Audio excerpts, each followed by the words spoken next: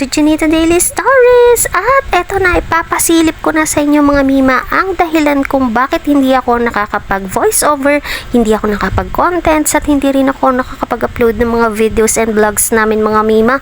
Dahil nga po sobrang busy ng mima ninyo. Sunod-sunod kasi ang taping ko, lalong-lalo na mga mima ang photoshoot ko. At higit sa lahat mga mima, hay naku, ang dami ko talagang guesting. Kaya naman ito ang mima ninyo, napaka-indie man talaga. Huy! Eto nga kasi mga mima yung dahilan kung bakit ako hindi nakakapag-upload ng mga vlogs ko, ng mga contents ko, at higit sa lahat hindi rin po ako nakakapagawa ng mga videos and vlogs namin. Eto po, nagpa-practice nga po si Sanji sa school nila ng foundation day, lalong-lalo na itong mass dancing nila. Hindi na rin po umuwi muna si Sanji sa bahay every lunch dahil nga po mga mima may practice pa rin sila, kaya naman naghahatid na rin lang ako sa school. Dahil nga maghapon na rin po ang practice nila.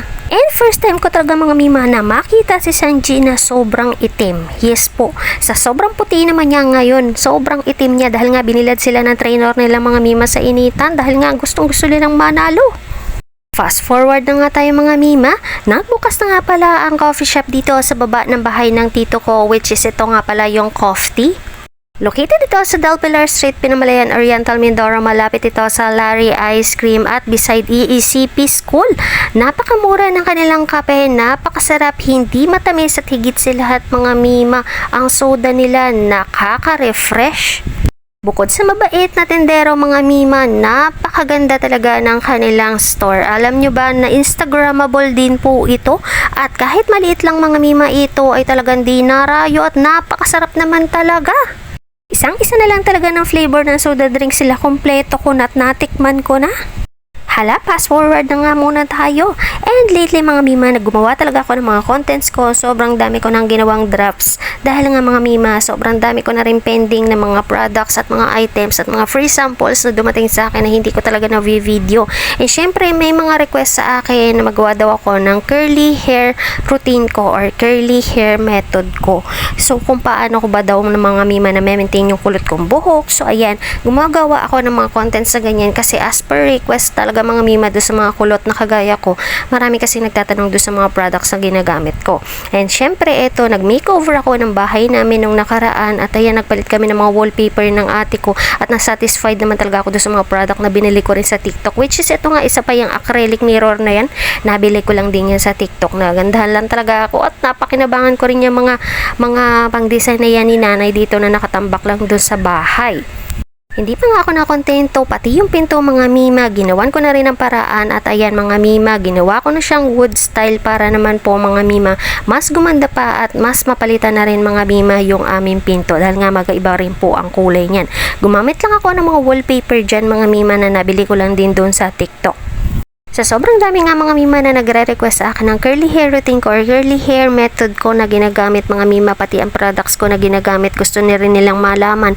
Kaya naman eto mga mima, nagtutuon talaga ako ng pansin ko sa paggagawa ng content sa buko, pero ito talaga ang pinakamahirap mga mimang ginagawa ko dahil nga mga mima, mahirap mag-maintain ng kulot na buhok. Lalong-lalo na sa kagaya ko mga mima na kulot ang buhok, talagang ngayon lang ako natuto mga mimang mag-maintain ng buhok ko. Pero ayan, dahil nga sa mga products na ginagamit ko mga mima, ilalagay ko na lang sa comment section ha kung sakaling interesado kayo at kulot din ang buhok ninyo. Yan mga mima yung kulot ko at natural hair ko talaga mga mima, pinatubo ko lang at nagkukulay lang din po ako ng buhok ko, hindi naman siya nagda-dry. Ayan, nasa ibang mga videos ko yan, magbablog na rin ako ng mga ganyang buhok mga mima para mas malaman ninyo at mas makilala ninyo ako kung paano ko inaayos yung mga kulot kong buhok na yan. Minsan talaga mga mima, napakahirap mag-content ng buhok dahil mga mima, kailangan talaga bago ako mag-content ng buhok, nakaligo na ako. Hindi naman po pwede na 4 beses ako mga mima mag-content, 4 beses din po ako maliligo bago ko mag-content. Nako, hindi ko na nga maintindihan, hindi naman po pwede na 1 beses lang mga mima ako nag-content dahil nga sa sobrang dami nang nagtatanong. Fast forward tayo mga mima at eto, dumating na nga yung time na foundation day na nga ni Sanji at pinuntahan ako ng teacher niya sa school dahil nga mga mima, si Sanji daw ay kukunin niya as escort. Monday na Monday pumunta ang teacher niya sa akin dahil nga para sabihin na sa coronation night ng kanilang kandidata ay gagawing escort si Sanji. Ang buong akala ko talaga mga mima, kinabukasan pa po ang pag-e-escort niya, pero yun pala mga mima, gabi na. nung gabi at nung mismong araw na nagpunta yung teacher ko. Kaya naman ang mima ninyo ay ikot na sa paghanap ng damit ng aking anak. Dahil nga sa mga ganitong pagkakataon, hindi talaga ako tumatanggi, lalong lalo na yung mga nag-aalok sa akin para maging escort si Sanji. Dahil bihira lang mga mima yung mga ganyang pagkakataon. At syempre mga mima, experience na rin ni Sanji yan. Dahil nga sis, hindi pa rin siya nakakapag-escort sa mga ganito mga mima na mga coronation night. Eto, pagbigyan natin yan. Dahil nga mga mima, hindi naman talaga tayo tumatanggi sa mga ganitong pagkakataon.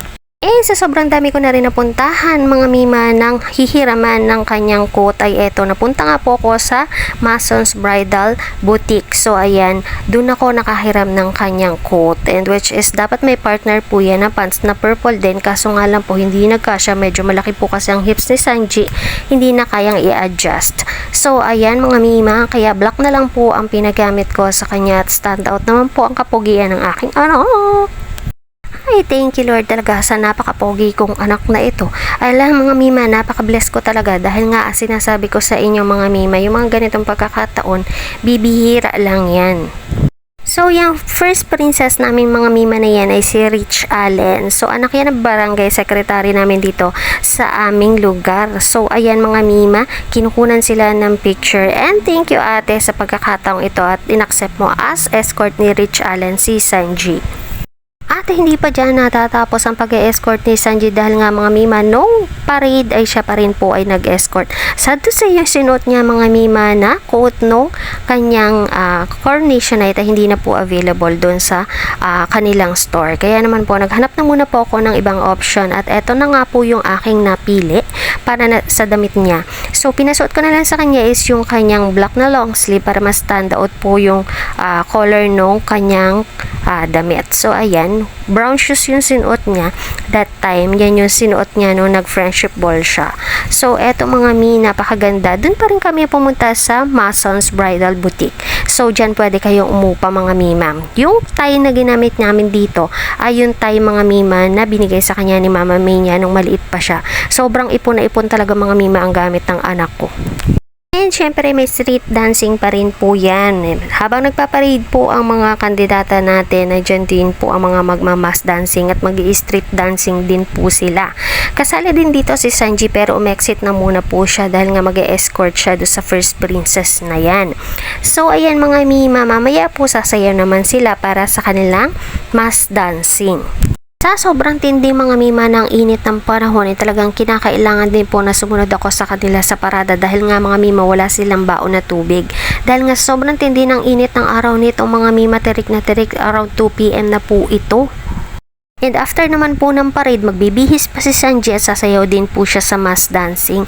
At syempre, fast forward tayo mga mima. Eto, nag-endorse na nga muna ako ng long sleeve kong yung suot-suot na yan mga mima. Yan yung suot ko during the parade para wag mainit. At syempre, ito, fast forward talaga tayo. Tuwing nakikita ko ng mga batuta na ito mga mima, gusto na talaga nila sasama sila sa akin. Kaya naman ito, naisipan ko na ilabas nga sila mga mima kinabukasan. So, ayan mga mima, pumunta kami doon sa tabing dagat at ayan, pinasyal ko muna sila mga mima dahil nga syempre nabisi tayo. Itong mga batutang ito mga mima ay talaga namang kapag nakikita ko gustong sasakay talaga mga mima doon sa e-bike. Basta sa kasiyahan mga mima nito mga batang ito, lalong lalo na mga mima nitong si Kiana mga mima, inaanak yan ng aking anak. Yes po, inaanak yan ni Sanji. Basta sa kasiyahan po niya talaga mga mima, go na go tayo dyan. At syempre itong Kelly namin mga mima, itong little Kelly namin ito, hindi po pwede na hindi namin yung kasama at hindi kami kompleto mga mima na ipapasyal yung mga batang yan. Dapat kapag mga mima lalabas kami, kompleto po sila. Dahil nga syempre mga mima, mga bata yan, ang kasiyahan niya ng pagbibigyan natin. At syempre, masaya naman ang aking puso na napagbibigyan ko sila sa mga ganitong bahay. Kahit palamig lang mga mima at siomay, abay masaya na yung mga yan. Habang maliliit pa sila mga mima, yan yung ipaparamdam talaga natin sa kanila kung gaano natin sila kamahal. At ito sa pagkakataong ito, hindi man tayo mayaman pero napagbibigyan naman natin mga mima ang kasiyahan ng mga bata at lalo-lalo ng mga anak natin. Naku mga mima, sinasabi ko sa inyo, you're creating memories with them. Basta ang palagi lang sinasabi ni tata, mag-aral ng mabuti at hindi mapapagod si tata na ipasyal kayo at igala kayo parati. So, fast forward tayo mga mima at eto nga nung nakaraang linggo nga may dumating sa aming package at eto nga ay galing sa ninang ko at sa tito ko dahil nga po nandyan yung mga paninda natin na ukay and syempre nandun yung mga Italian goods natin at pagbukas ko mga mima nitong package na ito ang bumungad po sa akin ay itong box na ito, yan po yung regalo sa akin ng tito ko. So ayan, thank you so much, alam mo yung kasiyahan ko dyan sa tsinelas na yan at alam mo talaga yung tsinelas yung aking weakness. So ayan mga mima, binigyan niya ako ng isang Havaianas na original. Ay, bongga, original talaga yan. So, ayan mga mima, fast forward tayo. Dumating nga pala si Ate Karen nung nakaraan. At ayan, biglang-bigla lang talaga mga mimang umuwi siya. At ayan, bigla rin kaming namasyal. Umikot kami, pumunta kami sa tabing dagat. Medyo may malakas ang hangin. So, ayan, nagkape kami dito sa kapihan sa dagat. So, ito yung tinatawag kong kapihan sa dagat. Ito nga pala ang Coffee Coast.